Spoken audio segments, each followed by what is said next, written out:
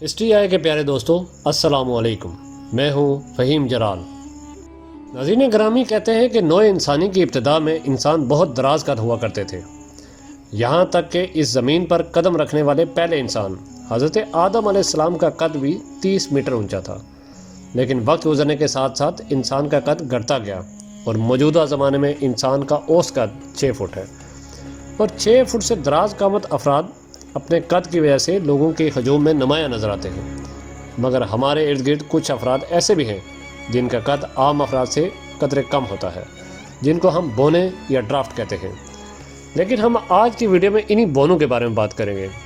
ناظرین گرامی، اس روئے کریم میں قریب 1500 سال پہلے ایک ایسی قوم موجود تھا جس کی تمام آبادی چھوٹے قد کے افراد پر مشتمل تھی، جو ایک عام انسان کے قد سے 50 سینٹی میٹر چھوٹے تھے۔ ایسے گاؤں اور جزیرے کہانیوں اور فلموں میں تو دیکھنے کو ملے ہوں گے، لیکن دراصل ایسے زمین پہ پایا جانا حیرت سے کم نہیں تھا۔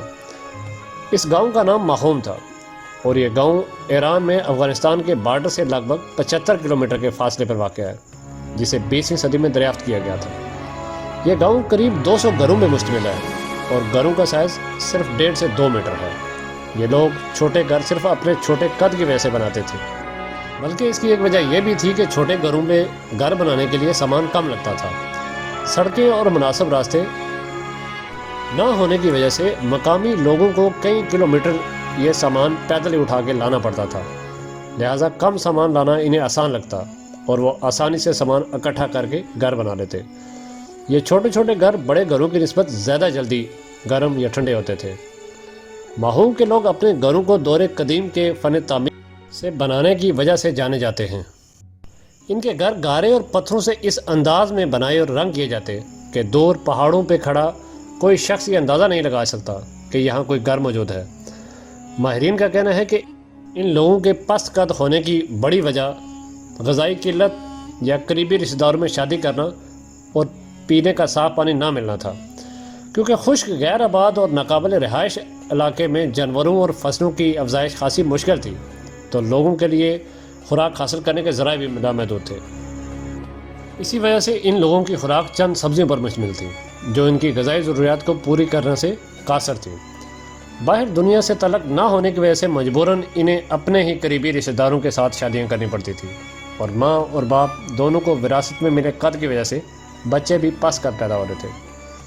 ناظرین گرامی، کہا جاتا ہے کہ یہ لوگ 400 سال قبل افغانستان سے ہجرت کر کے ان علاقوں میں آ بسے، اور تقریباً 20ویں صدی کے نصف تک یہ لوگ باقی دنیا سے کٹے رہے، کیونکہ یہ علاقے غیر آباد تھے، راستے کچے تھے، اور یہاں سردیوں میں سخت برف باری رہتی تھی، اس لیے یہ دنیا سے دور ایک الگ ہی دنیا بسائے رہتے تھے۔ لیکن 20ویں صدی کے نصف میں جب ان علاقوں کو سڑکوں کے ذریعے ایران کے باقی علاقوں تک رسائی حاصل ہوئی، تو تب جا کر ان کے خوراک کے مسائل حل ہوئے، اور ان کو گوشت اور چاول جیسی خوراک تک رسائی ملی، جس سے بچوں کی افزائش میں بہتری ہوئی اور ان کی صحت اور قد اپنے ماں باپ سے بہتر ہونے لگا۔ لہٰذا ماہوم کے ساتھ ساتھ ان کے 700 لوگوں کے گھروں کا قد اب مناسب لگتا ہے۔ کئی سالوں سے اپنے آباء و اجداد کے گھروں کو چھوڑ کر پکے اور اونچے مکانوں میں مقیم ہو گئے، مگر ان کے قد اور مکانوں کے علاوہ ان کی زندگیاں آج بھی زیادہ مختلف نہیں ہیں۔ خشک سالی کی وجہ سے کاشتکاری نہ ہونے کے برابر ہوتی ہے، جس کی وجہ سے ان کی زندگی بے حد مشکل کا شکار ہے۔ نوجوان دوسرے شہروں میں جا کر کمائی کرتے ہیں، اور عورتیں بنائی کا کام کر کے ان کا ہاتھ بٹاتی ہیں۔ یہاں کے مقامی لوگ خاصے دلچسپ ہیں۔ 50 سال قبل تک یہ لوگ چائے پینا ایک بری عادت سمجھتے تھے، اگر کوئی چائے پیتا تو اس کا مذاق اڑایا جاتا۔ ان لوگوں کا ماننا تھا کہ چائے ایک نشہ ہے، اور افیون کا نشہ کرنے والے ہی چائے پیتے ہیں۔ شکار کرنا، گوشت کھانا ان کو شرمندگی میں مبتلا کر دیتا تھا۔ آج بھی ان لوگوں کے گھروں میں ٹیلی ویژن نہیں پایا جاتا، کیونکہ یہ اسے ایک شیطانی آلہ سمجھتے ہیں۔ ناظرین گرامی، ماہوم کا قدیم فن تعمیر اور ورثے کی وجہ سے یہ گاؤں سیاحوں کی توجہ کا مرکز بنا رہتا ہے۔ یہی ایک ایسی وجہ ہے کہ جو یہاں کے مقامیوں کے دلوں میں یہ امید جگاتی ہے کہ ایک دن ایسا ضرور آئے گا جب انہیں ان کے گاؤں میں کاروبار اور ملازمت کے مواقع ملیں گے، اور اپنے حالات بہتر کرنے کے لیے انہیں اپنے پیاروں سے دور نہیں جانا پڑے گا۔ اس کے علاوہ اس عجائب سی دنیا میں چین کا ایک ایسا شہر بھی وجود میں آتا ہے جسے بونوں کا شہر کہا جاتا ہے۔ नाज़रीन ग्रामी इस शहर की बुनियाद सन 2009 में रखी गई थी। ये मंसूबा चीन के प्रॉपर्टी डेवलपमेंट का था, जिसका मकसद तमाम मुल्क से बोनू यानी छोटे कदवर अफराद को एक जगह इकट्ठा किया जाए। लेकिन तब लोगों की जानब से इस इक़दाम की शदीद मुखालफत की गई और कहा गया कि चाइना वाले इस शहर के इस सूरत में इंसानों का चिड़ियाघर तामीर किया है, जो कि मकाम इंसानियत की तौहीन के मतरादफ है।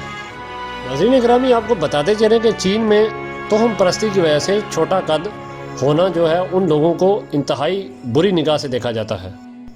इसके साथ साथ इस शहर में एक पार्क भी बनाया गया, जिसका मकसद उन लोगों को यहाँ पे मुलाजमत फराहम करना था जो किसी वजह से छोटे कद के रह जाते। इस पार्क में हर जुमे की रात बोनों का नाइट फंक्शन करवाया जाता, जहाँ ये अपनी एक अलग बस्ती में खूब हल्ला गल्ला करते।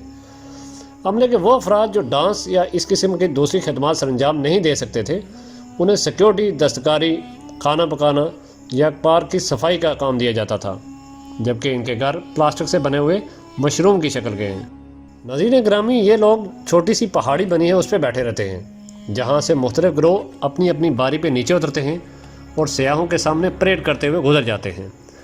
परेड के दौरान मुख्तलिफ फनकारों के दरमियान एक बादशाह दिखाई देता है। बड़ी उम्र का यह बादशाह सलामत गाहे बेगाहे सयाहों से हाथ मिलाकर अपने रियाया के नारों का जवाब देते रहते हैं। पार्क के रिहायशी एक ख़ास हद से बड़े कद के अफराद को यहाँ रहने की इजाज़त नहीं है। हैरत की बात यह है कि इस पार्क में फिरने वाले आवारा कुत्तों के लिए भी कद की हद मुकर्रर की गई है, लिहाजा यहाँ आपको सिर्फ पस कद के जानवर ही दिखाई देंगे। यहाँ आने वाले सयाहों की अक्सरियत चीनी है, जो डांस और जिस्मानी करतब दिखाते हुए फ़नकारों का इस्तकबाल तालियों से करते हैं और फ़नकारों की हरकत अपने कैमरों में महफूज कर लेते हैं। इस शहर और पार्क का दौरा करने वाले इंटरनेशनल सियासी अदारे के मेंबर का कहना था कि मेरी मुलाकात एक खातून से भी हुई, जिनका नाम ही छूटी छूटी था। इनका बॉयफ्रेंड भी इनके साथ ही रहता था और वो कहती हैं कि वो शहर में बहुत खुश हैं। छोटी छोटी ने मुझे बताया कि यहाँ 200 रिहायशों में से चंद ही ऐसे थे जो चले गए। ताहम इसकी वजह यहाँ का ऐसा माहौल है, बल्कि ये भी था कि वो अपने घर वालों को याद करते थे और वापस उनके पास जाना चाहते थे। उसने कहा कि उस औरत ने मुझे बताया कि यहाँ आने से पहले वो शराब खानों में गाने गाती थी, जिसके एवज़ उन्हें कुछ पैसे मिल जाते थे, लेकिन शराबी मर्द इनके जिस्म को हाथ लगाने से नहीं कतराते थे और इन पर शराब भी फेंकते थे। लेकिन अब वो इस शहर में मौजूद पार्क में सयाहों के सामने गाना गाती हैं तो लोग तालियां बजाते हैं और उनके ऊपर फूल फेंकते हैं। उन्हें बताया कि यहाँ रहने वाले दीगर रिहायशों में अक्सर माजी में या तो भीख मांगा करते थे या फिर चोरियाँ किया करते थे। इन रिहायशियों की अक्सरियत माजी में जिस तानों के साथ और बुरे सलूक का सामना करना पड़ता था, इस शहर में आने के बाद उससे इनकी जान छूट गई है। उसने मज़ीद बताया कि यहाँ आने से पहले इन तमाम लोगों को ये मसला रहा कि वो शादी नहीं कर सकते और वो अपने कदो कामत के लोगों से ताल्लुक़ नहीं जोड़ सकते थे, लेकिन यहाँ आने के बाद कई लोग शादियाँ कर चुके हैं और अब इनके बच्चे भी हैं। नाज़रीन ग्रामी इस शहर में मौजूद घरों को ताले नहीं लगाए जाते, क्योंकि यहाँ पे जराइम का नामो निशान ही नहीं है। हर कोई एक दूसरे की तकरीब में खुशी से शरीक होता है और अगर कोई छोटा मोटा झगड़ा हो भी जाता है तो उसे मुंतखब कौंसल हल कर देती है। जी तो प्यारे दोस्तों, ये थी हमारी आज की वीडियो। उम्मीद है आपको वीडियो पसंद आई होगी। चैनल पे नए आने वाले दोस्त चैनल को सब्सक्राइब कर लें ताकि हमारा आपसे रब्ता बना रहे। अगली वीडियो तक अपने दोस्त फ़हीम जलाल को इजाज़त दें। अल्लाह हाफिज़।